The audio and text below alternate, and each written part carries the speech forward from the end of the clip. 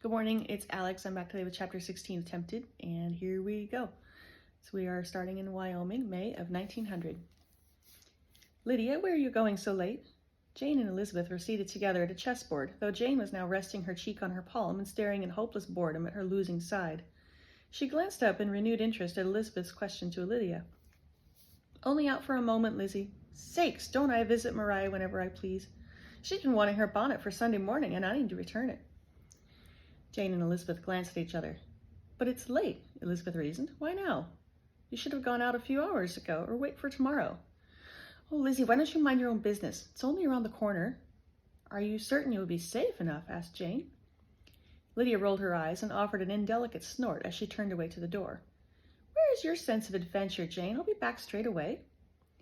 Lydia tramped out, closing the door with a reverberating crash that made her sisters flinch, then shrugged to one another. Elizabeth and Jane resumed their game, but it was over too soon. Elizabeth claimed Jane's queen, and the elder sister held up her hands in surrender. Enough, Lizzie. I think I shall never learn this dreadful game. You did well, Jane. You lasted twice as long this time. I ought to have cautioned you when you moved your knight. Jane shook her head and yawned. It would not have mattered, for if not the knight, you would have found another opening. Goodness, where has Lydia got to? Elizabeth frowned mildly. It's not even been half an hour, has it? Yes, but I thought she was only stepping around for a moment. Lizzie, I do not like it. Lydia has never been cautious enough, and going by herself. Should we tell Uncle? I heard he was out for the evening. Our aunt said he meant to take dinner over at the mayor's house with the sheriff and the colonel and one or two other principals about town. Elizabeth nibbled her lip as she reset the chessboard, then rose with decision. Come, Jane, let us go after her. What, Lizzie, how is that wise? Elizabeth found a shawl on the hook by the door and twirled it over her shoulders. We'll take Kitty. Mary's reading and will not wish to go anywhere. 3 of us together will be safe enough, and we can see Lydia back home. I know you won't have a moment's peace until she's returned. Kitty was not so easily persuaded as Jane, for she had just recovered some of her ribbons from Lydia's drawers and was busy tucking them out of the way, the better to keep them from being pilfered again. At length, however, Elizabeth tempted her with the thought of visiting Maria Lucas. The 3 girls walked in a tight cluster, avoiding the noisy saloon as they passed and hurrying up the dusky street. It was not until they reached the house at the corner that they began to think something was amiss. Mrs. Lucas met them at the door, but appeared baffled when they claimed to be following Lydia to escort her home. Maria appeared a moment later, looking just as confused as her mother. I haven't seen Lydia all day, she declared. Why, she never said anything to me about coming by tonight. I'm sure she went to Lucy Purvis's house. Elizabeth and Jane exchanged looks. No? They shook their heads in unison. Lydia could scarcely abide Lucy Purvis. I'm very sorry, girls, Mrs. Lucas apologized. Perhaps she's already home and you just missed her. Elizabeth frowned to herself, but thanked Mrs. Lucas and turned away. I suppose she's right. Most likely, Lydia was over sneaking sweets from Aunt's storeroom and didn't want us to suspect her. Oh, Lizzie, you don't think she was stealing? She would define it as borrowing, I imagine, but whatever you call it, the result is the same. I've caught her at it before. Then let us come round by the back door and surprise her, cried Kitty, who was eager for a bit of justice for her sister. You have the key in your pocket still, don't you, Lizzie? Elizabeth patted down her skirts and nodded. Several weighty objects were in her pockets, just as they always were. I only hope Lydia has not got into trouble. All right, now we switch to Pemberley. September.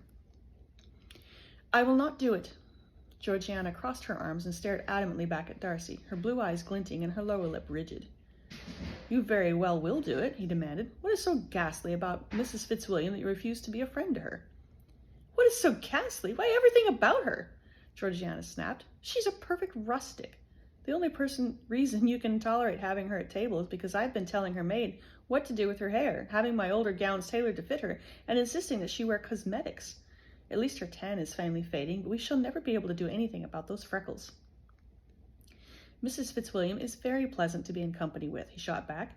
Lest you forget, I saw her when she first came to London without the benefit of your assistance, and there was nothing abhorrent about her person. Even if there were, it is not your place to sit in judgment over her. She is our cousin's wife. Georgiana snorted. Do you still believe that? More than ever, the longer I'm around her. She is very fond of him, and her sorrow at his absence is sincere. She's an actress, Georgiana scowled, and not even a very good one. Darcy shook his head. I'm going to pretend I never heard you say that. What she is or is not is none of your business. She is my guest, and I have asked the simplest of favors. She turned her chin to glare bitterly at him. I have no intention of sitting by the hour with her, letting her stubby, rough fingers hammer away at my Broadwood, even if she is clever enough to read the music. Enough! Darcy raised a hand just before her face, cutting off her insults.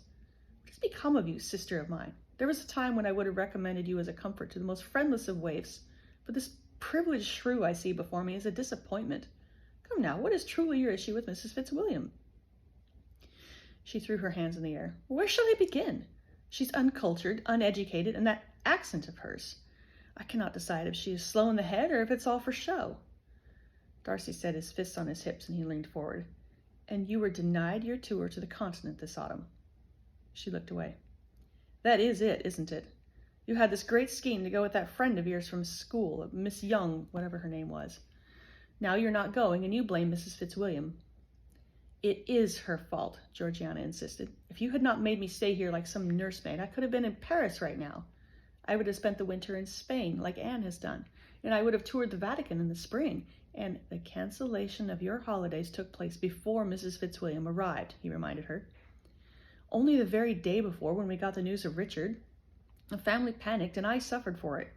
I knew you would come to your senses after a week or so had passed, but that creature and her entourage turned up, and I was stuck. So, he crossed his arms as she had done, and they squared off to one another. This is the measure of it. I have been wondering why you two did not seem to be friendly, and now I see, because of a childish tantrum. I am not a child. Then do not act as one. Behave like a well-brought-up lady, the daughter of this house. Act with more dignity than these guests you disdain so very much, for I will tell you this. So far, they have the advantage of you. Until I see improvement, I will be restricting your funds and curtailing your activities. Georgiana paled, her mouth round. You cannot do that. I have just done so. Shall I send for your old governess to come again to us? She set her jaw and snarled through clenched teeth. No. Then we understand each other. Let me be perfectly clear. You will make yourself amenable to Mrs. Fitzwilliam and her sister, or there will be no spring wardrobe for you. No dinner parties, no house parties, no new hats, no fox hunts. And in case you believe you can fool me, please recall that whatever else she is, Mrs. Fitzwilliam is not artificial. She will be as a mirror for you, showing me exactly what you have become. Georgiana was pouting now, a dark sullenness rendering her fair features half terrifying. You speak as if you're going away, and I have a certain amount of time to make amends. And so you have. He lowered himself into a chaise, waiting for her to condescend to take a seat herself. I told Reginald that I meant to go to South Africa to learn what I can. His counsel was to wait on the weather and better news, and I have done so, but the time for waiting is over. I sail in a fortnight, and I ought to be away some weeks. Her face became soft and thoughtful for the first time during their conversation. How do you think to look for him?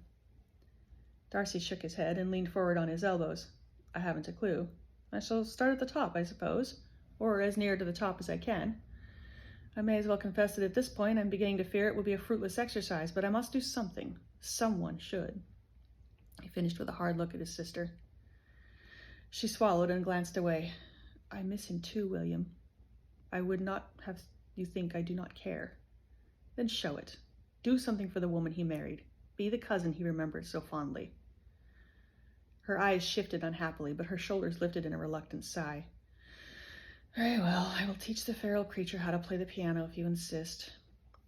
You will not be alone, he added more gently. Reginald came back to Matlock today. He sent over a message this afternoon that he finally persuaded the Dowager to receive Elizabeth, and we are all invited to Matlock in 3 days. I understand that Lady Matlock, that is Reginald's wife, is quite taken with our guests.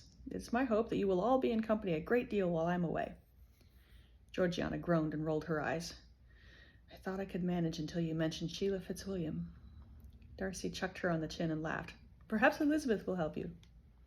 Okay, there's chapter 16, and I'm going to try to get 17 recorded today. So, see you in a few bit.